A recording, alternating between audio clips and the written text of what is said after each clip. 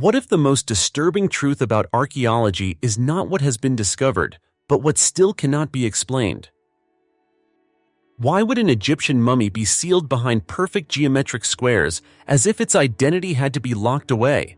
Why were hundreds of human skulls fused into a single structure at the heart of an empire? Why does a monk's body remain preserved after 6 centuries, without chemicals, without embalming, without decay? These are not myths. These are not legends. They are real archaeological finds, documented, excavated, and studied, yet still resisting clear explanation. If all of this truly happened, then one question remains unavoidable. What part of human history are we still failing to understand? Archaeology is often presented as a discipline of certainty. Layers are dated, artifacts are cataloged, civilizations are placed neatly on timelines. From a distance, it appears that the past has already been mapped, measured, and explained. But that impression is misleading. In reality, archaeology is built on fragments, objects torn from their original context by time, erosion, catastrophe, and human intervention. What survives is rarely representative of what once existed, and when those fragments defy expectations, science does not immediately provide answers. Instead, it hesitates. The discoveries explored in this video share one defining trait. They do not fit comfortably within established historical models. They are not fake. They are not fringe rumors. They were excavated by trained archaeologists, examined by laboratories, and documented in academic records. Yet each one introduces a problem, something that current explanations struggle to fully resolve. In some cases, the problem is technical. A burial method appears far more sophisticated than expected for its time. A preservation process occurs without known chemical intervention. A structure or object implies planning, symbolism, or engineering that exceeds conventional assumptions. In other cases, the problem is human. Who were these people and why were they treated differently in death? Why do certain bodies receive extraordinary care, while others are sacrificed, sealed away, or erased entirely from written history? And why do some discoveries provoke not only scientific debate, but also fear, resistance, and deep cultural tension among the living? Modern archaeology tends to favor caution. When evidence is incomplete, researchers avoid definitive conclusions.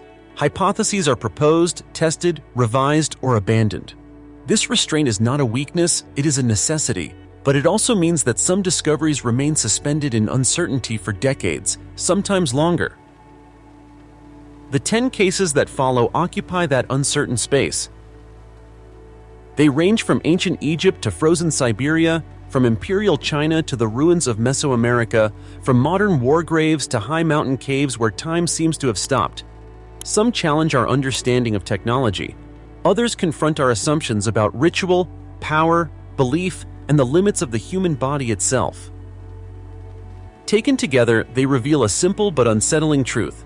History is not wrong, but it is incomplete. And when the missing pieces surface, they rarely arrive with explanations attached. 1. The square-masked mummy of Egypt.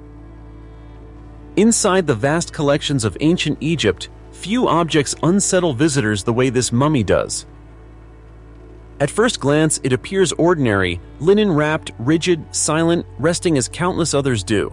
But the moment one looks closer, something feels wrong. The face is not shaped like a face at all.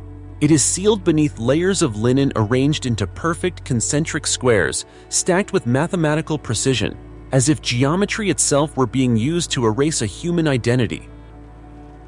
This mummy dates to the Ptolemaic period, roughly between the late 4th and early 3rd century BCE, a time when Egypt was wealthy, cosmopolitan, and deeply invested in funerary ritual. X-ray examinations reveal the body of an adult male, preserved according to elite standards. The organs were carefully removed. The wrappings are dense, symmetrical, and meticulous. Everything about the burial suggests status, resources, and deliberate intent. And yet, nothing else like this has ever been found. Traditional Egyptian mummification emphasized recognizable faces. Masks were crafted to resemble the deceased, ensuring the soul could identify its body in the afterlife. Gold, paint, human features, these were essential. But here, the face is not represented, it is abstracted. Flattened into geometry, locked behind shape rather than likeness.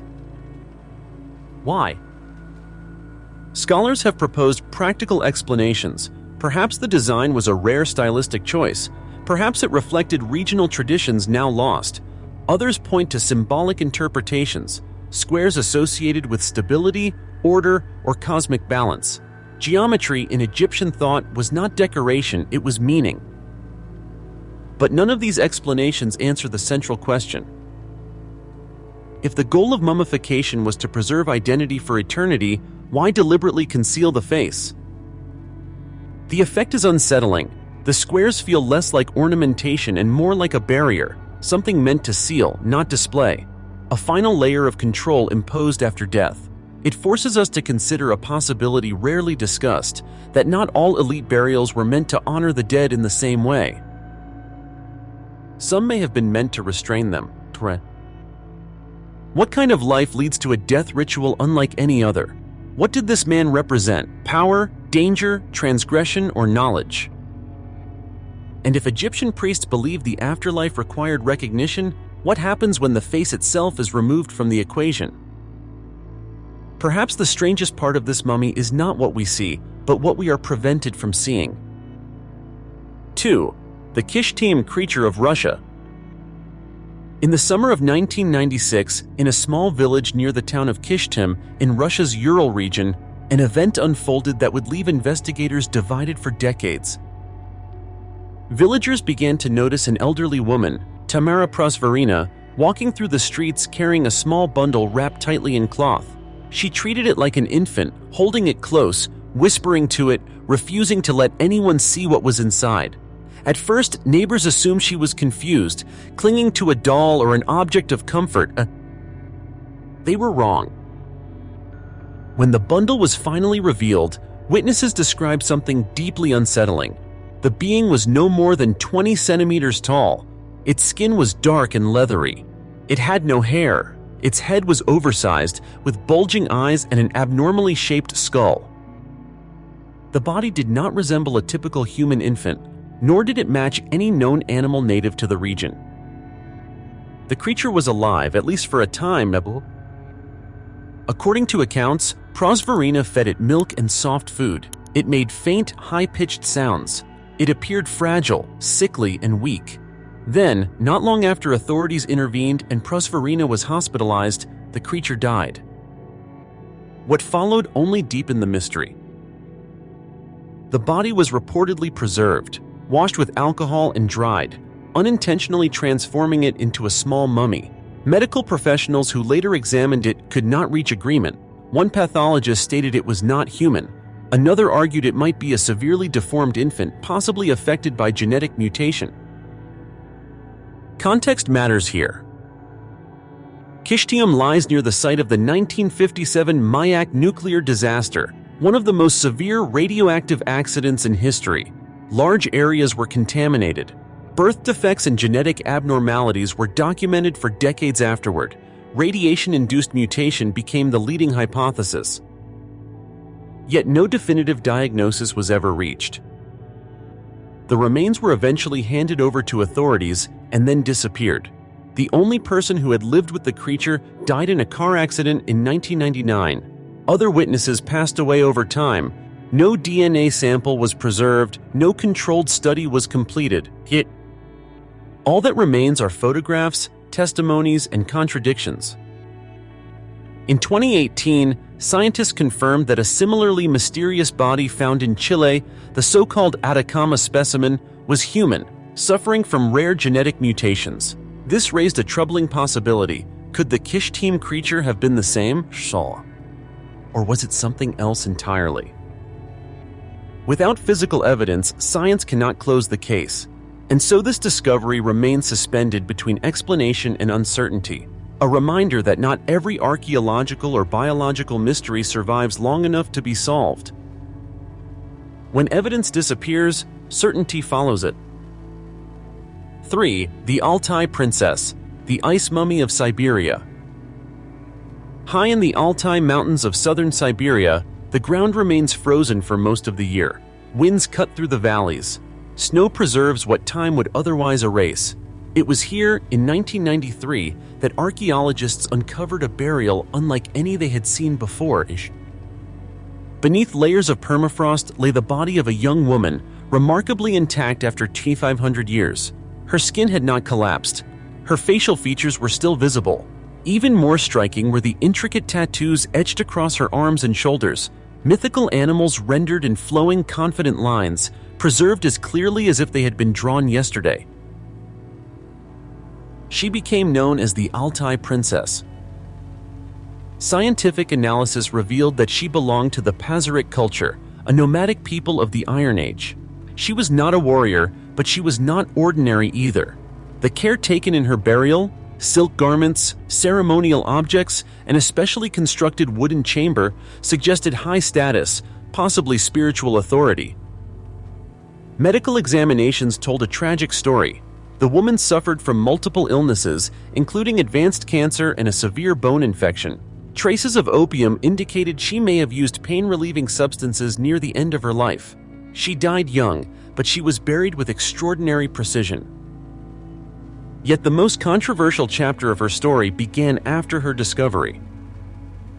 Local indigenous communities objected strongly to the excavation. According to their beliefs, the Altai princess was not merely a historical figure. She was a guardian, a spiritual sentinel placed at the boundary between worlds. Her undisturbed presence, they believed, maintained balance between the living and the dead. When her body was removed, the balance was broken. In the years that followed, the region experienced a series of earthquakes, floods, and extreme weather events. To scientists, these were unrelated geological phenomena. To the local population, they were consequences, a response to disturbing a sacred burial. The conflict escalated into public protests and legal battles. Some demanded that the mummy be returned to the earth. Others argued that scientific knowledge justified her preservation in a museum. The debate was never fully resolved. Here, archaeology collided with belief. The Altai princess forces an uncomfortable question. Does scientific discovery always take priority over cultural memory? And when communities experience loss, disaster, and upheaval after an excavation, can coincidence truly be separated from meaning? The ice preserved her body, but it did not preserve consensus.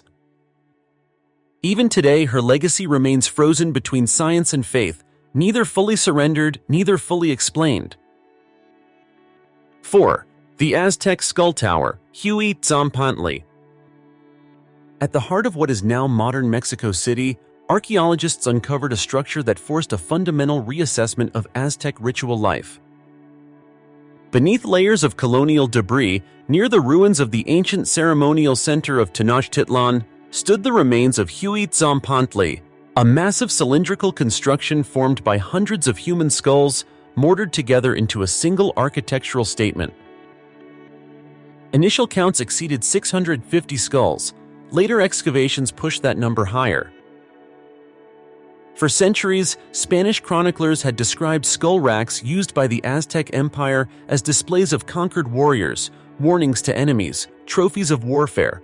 Archaeology seemed to confirm this narrative, until the bones were examined closely. They did not belong solely to adult male fighters. Among the remains were women and children. This discovery shattered a long-standing assumption. If these skulls were not exclusively prisoners of war, then Aztec sacrifice was not limited to military conquest. It was broader, deeper, and more systematic than previously believed. Historical records associate the skull tower with rituals honoring Huitzilopochtli, the deity of war, sun, and cosmic renewal. In Aztec belief, the universe itself required nourishment. Blood was not symbolic, it was functional. Without sacrifice, the sun would fail and existence would collapse. Seen in this context, Huitzilopochtli was not merely a display of fear. It was architecture with a purpose, a physical interface between humans and the cosmos. The skulls were arranged deliberately. Their uniform placement suggests planning, standardization, and repetition over time. Yet the presence of children complicates this explanation. What threat did a child pose to cosmic order? What role did innocence play in rituals meant to sustain the universe? Some researchers suggest voluntary offerings. Others point to social stratification, disease outbreaks, or famine-driven sacrifice. No single theory accounts for all the evidence. What remains undeniable is this: Huitzilopochtli was not chaos. It was order, terrifying, intentional order, constructed at the very center of Aztec society. And if a civilization capable of extraordinary engineering and mathematics accepted such rituals as necessary, we are forced to ask a difficult question. Were these acts of brutality or acts of belief carried to their absolute conclusion? 5. The flooded tomb of Marquis Yi of Zheng.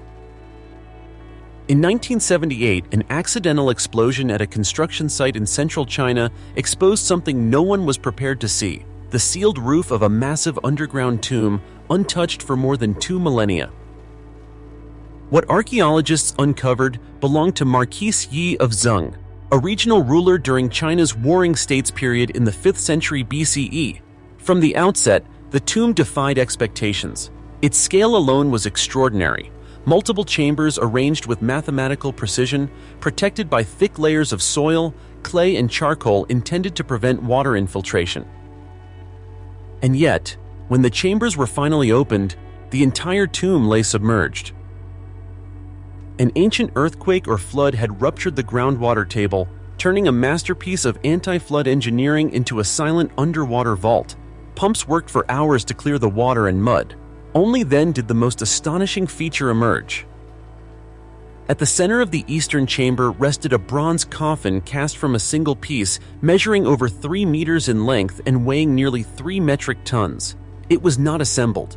It was poured, molded, and finished as one object, an engineering feat that remains difficult to replicate even today without advanced equipment.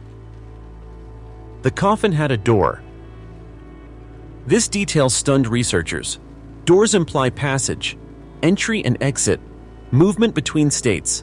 The implication was unmistakable. The builders believed the spirit of the deceased was not meant to remain sealed away forever. But the tomb's darkness went deeper. As excavation continued, 23 additional coffins floated into view, each containing the remains of young women, most between the ages of 13 and 25. They were court musicians, sacrificed to accompany the Marquis in death. This practice of ritual burial, later abolished, was once considered an expression of loyalty and cosmic order. Surrounding the coffins were over 15,000 artifacts: weapons, chariots, lacquered objects, jade, gold, and a complete set of bronze bells, 65 instruments capable of producing precise musical tones. The bells were not symbolic. They were functional, tuned, and arranged according to complex acoustic principles. This tomb was not just a grave. It was a self-contained universe: music, servants, power, and passage into the afterlife, all sealed underground. The unanswered question is not how this was built. That much is visible. The question is, why such immense technical mastery and cultural refinement required such profound human sacrifice, and why, despite all precautions, the tomb still surrendered to water. If even the most carefully engineered eternal resting place could not resist time, what hope did its builders believe they were preserving? 6. The mysterious mummified creature of Yakutia. Deep beneath the frozen ground of Yakutia, where diamond mines cut through geological layers laid down millions of years ago, miners uncovered something that did not belong to any catalog of known life, but the discovery occurred inside one of the region's vast diamond mines, an environment defined by extreme cold, immense pressure, and ancient rock formations. Buried within compacted sand and sediment lay a small mummified creature, preserved in a state that immediately puzzled those who saw it. Its body shape defied easy classification. The head was elongated. The jaw structure appeared more reptilian than mammalian. The torso and limbs suggested a predatory animal, yet the proportions did not match any known species from Siberia or beyond. It did not resemble modern mammals. It did not resemble known dinosaurs. It appeared to sit between categories. Initial speculation was cautious but unsettled. Some observers suggested a previously unknown carnivorous mammal. Others pointed to traits reminiscent of ancient reptiles. What made the find truly disturbing was its context. The depth at which it was discovered suggested an age potentially reaching back into the Mesozoic era, a period that ended over 66 million years ago. If that estimate were even partially accurate, it would place the creature alongside dinosaurs, yet its anatomy did not align cleanly with any species from that age. Scientists quickly emphasized restraint. Without complete excavation records, controlled analysis, and verified dating, conclusions would be premature. Plans were announced to transport the remains to research facilities for detailed examination, including skeletal mapping and DNA testing. But as with many discoveries made outside formal archaeological digs, documentation was limited. Public images circulated, descriptions multiplied. Certainty did not. What remains compelling is not the claim of an unknown species, but the gap it exposes. Geological layers preserve life indiscriminately. They do not arrange fossils to fit human expectations. If evolution produced branches that left few traces or none we have yet identified, our classifications may simply be incomplete. Yakutia's frozen ground has already yielded prehistoric animals, preserved with flesh, fur, and organs intact. The environment is capable of suspending decay in ways that feel almost unnatural. So the question is not whether nature can preserve the impossible. The question is how many forms of life passed through deep time without leaving a clear record, and how many may still be waiting, sealed beneath ice and stone, beyond the reach of certainty. 7. The two mysterious mummies near Tutankhamun. The Valley of the Kings is one of the most studied burial grounds on Earth. For more than a century, archaeologists have mapped its corridors, cataloged its tombs, and traced the lineage of pharaohs laid to rest beneath its cliffs. It is a place where hierarchy is everything, where proximity to a king signifies power, privilege, and status beyond death. That is why the discovery of two previously unknown mummies near the tomb of Tutankhamun raised immediate concern. Neither individual was a pharaoh, neither possessed a royal cartouche. Their burial equipment lacked the iconography expected of kings, and yet they were interred within a zone traditionally reserved for Egypt's most elite dead, close enough to Tutankhamun's tomb to defy convention. Initial examinations suggested they were high-ranking individuals, possibly officials, priests, or members of the royal court. But here, the records fall silent. No inscriptions identify them. No papyri reference their burial. Their names, roles, and reasons for placement remain unknown. What makes the discovery more revealing is what surrounded them. Nearby, archaeologists uncovered remnants of mummification workshops, tools, jars, resins, and materials used in embalming. These were not symbolic traces. They were functional spaces where bodies were prepared for eternity. This suggests the two mummies may have been deeply involved in the funerary process itself. If so, their proximity to Tutankhamun takes on a new meaning. Rather than kings, they may represent a hidden elite, individuals whose power did not come from bloodlines, but from knowledge. Those who understood the rituals, chemistry, and symbolism of death. Those who ensured that pharaohs passed safely into the afterlife, while remaining invisible in official history. This possibility complicates a familiar narrative. Egyptian society was not ruled by pharaohs alone. Beneath the crown stood administrators, priests, and specialists whose influence rarely made it into monuments or inscriptions. Their burials challenged the assumption that only royalty mattered. Why were these individuals granted access to sacred ground without the symbols of kingship? What authority allowed them to rest near a pharaoh while remaining unnamed? In a civilization obsessed with memory and legacy, anonymity is rarely accidental. Sometimes, the most powerful figures are the ones history chooses not to name. 8. The Dulag 191 Mass Grave, Archaeology of a Modern Atrocity. Archaeology is often associated with distant centuries, lost civilizations, and ancient rituals. But sometimes, the most disturbing discoveries are not buried in antiquity. They lie just beneath the surface of living memory. Near the former site of Dulag 191, archaeologists uncovered a mass grave containing the remains of more than 500 women and children. There were no grave markers, no personal belongings, no records identifying the dead. Only bones, fractured, scattered, and silent. Dulag 191 was a Nazi transit camp operating during the Second World War. Unlike extermination camps designed for systematic killing, transit camps functioned as temporary holding sites.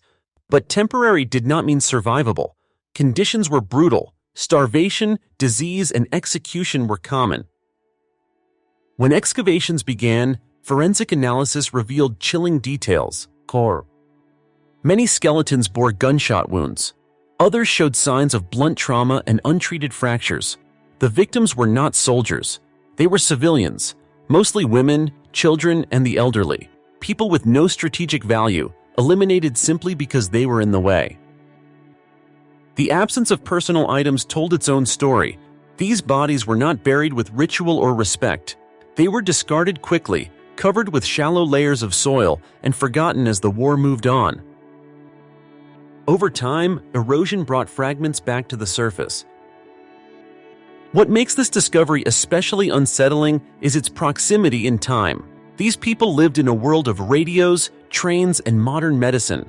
Their deaths occurred not in mythic darkness, but under bureaucratic systems, official orders, and recorded military operations.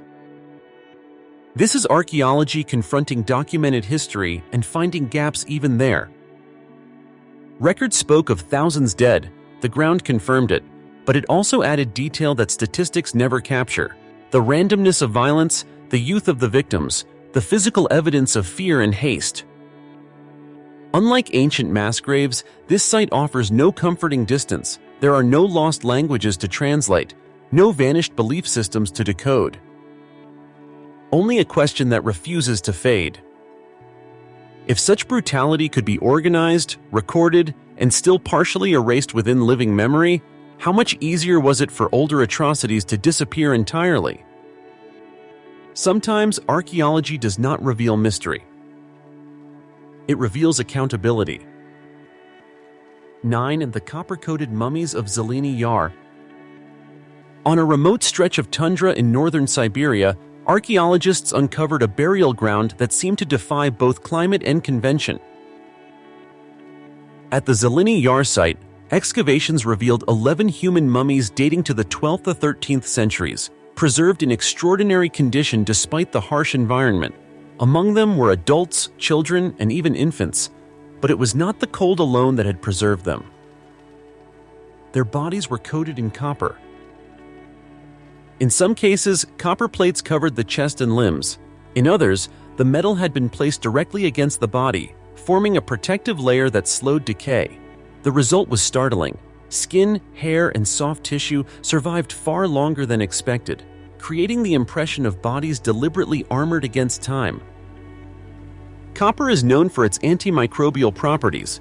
From a scientific perspective, this offers a partial explanation for the preservation. But the question remains, why copper and why here? The people buried at Zeleny Yar were not isolated primitives. Grave goods told a different story. Among the artifacts were furs of reindeer and beaver, iron tools, jewelry, and most strikingly, objects traced to Persian origin, including metal bowls and decorative items. These finds point to long-distance trade networks stretching thousands of kilometers, connecting the Arctic edge of Siberia to civilizations far to the south. This raises deeper questions. Why were only certain individuals treated this way in death? Why were children afforded the same copper protection as adults? Was the metal purely practical, or did it serve a ritual purpose, acting as a barrier between the dead and the living world? Some researchers suggest the copper functioned as a symbolic seal, preventing spirits from wandering. Others argue it represented status or authority, marking individuals of importance within their community. But no written records exist to confirm these interpretations. What is clear is that this burial practice was deliberate, consistent, and repeated. It reflects a belief system that combined metallurgy, spirituality, and an understanding, however incomplete, of preservation. Zeleny Yar forces us to reconsider assumptions about medieval northern societies. They were not passive victims of their environment. They were active engineers of death rituals, using materials and ideas drawn from far beyond their frozen homeland. And yet, the full meaning of the copper remains unknown. Sometimes archaeology reveals not ignorance, but intention without explanation. 10. The 600-year meditating mummy of the Himalayas. High in the remote mountain village of Gue, in the cold desert of the Himalayas, there is a small temple that guards an unsettling presence. Inside a glass case sits a human body, upright, cross-legged, hands folded, frozen in a posture of deep meditation. The body is believed to be over 600 years old. What makes this mummy extraordinary is not its age, but its condition. There are no signs of chemical embalming, no resins, no linen wrappings, no artificial preservation techniques known from ancient cultures. And yet, the skin remains intact, the hair is still attached, and even the teeth and nails show minimal degradation. Scientific examinations suggest that this was not an accident of climate alone. The monk, identified by local tradition as Sangha Tenzin, is believed to have engaged in an extreme form of meditation before death, gradually reducing food and water intake while maintaining a controlled posture. As body fat was depleted and internal moisture diminished, conditions necessary for bacterial decay may have disappeared. The cold, dry environment completed the process. This explanation accounts for part of the preservation, but not all of it. Why has the body not collapsed? Why does the skin retain structure and tone after centuries of exposure? Why has decomposition not progressed in the decades since the mummy was removed from its original cave and exposed to air? For Tibetan Buddhist practitioners, the answer lies beyond biology. They believe this state represents the highest spiritual achievement, a conscious transition where the boundary between life and death is deliberately crossed through discipline and intent. To science, such claims remain unprovable. To belief, they are self-evident. What cannot be denied is that this body occupies a space where physiology, environment, and human will intersect. It challenges assumptions about the limits of the human body and the role of consciousness in death. This mummy was not prepared by others. It was prepared by itself. And that distinction makes it one of the most unsettling discoveries in the history of archaeology, not because it defies explanation entirely, but because it suggests that explanation may not be complete. When history refuses to stay complete. 10 discoveries, 10 cases that refuse to settle quietly into textbooks. A mummy whose face is sealed behind geometry instead of identity. A creature discovered in a contaminated landscape, leaving no body behind, only contradiction. A woman preserved in ice whose removal fractured not just frozen ground, but living belief. Hundreds of skulls arranged with intention at the center of an empire. A tomb engineered to resist water, yet claimed by it anyway. A creature buried in deep geological time, defying classification. Two unnamed figures resting near a king, powerful enough to be close, invisible enough to be forgotten. A modern mass grave reminding us that erasure does not belong only to ancient history. Bodies armored in copper against decay in a frozen world connected to distant civilizations. And a monk who prepared his own body for death through discipline alone. None of these discoveries proves lost super civilizations, impossible technologies, or knowledge beyond human reach. There is no single artifact here that rewrites history. That is not the point. What they reveal is something quieter and more unsettling. History is not a complete record. It is a reconstruction assembled from what survived collapse, erosion, censorship, and chance. What we call the past is shaped not only by what remains, but by what disappeared without explanation. In several cases, science offers partial answers: natural preservation, cultural ritual, engineering within known limits. In others, the evidence is incomplete. Context is missing, bodies vanish, records fall silent. And when context is lost, certainty becomes impossible. This does not weaken archaeology, It defines it. The danger lies not in asking difficult questions, but in pretending the answers are already settled. These discoveries do not demand belief, they demand humility. Because if future archaeologists were to uncover the remains of our world, fragmented, damaged, stripped of context, how confident are we that they would understand us correctly? Perhaps the most important lesson buried in these sites is not about the past at all, it is about how much we still have to learn.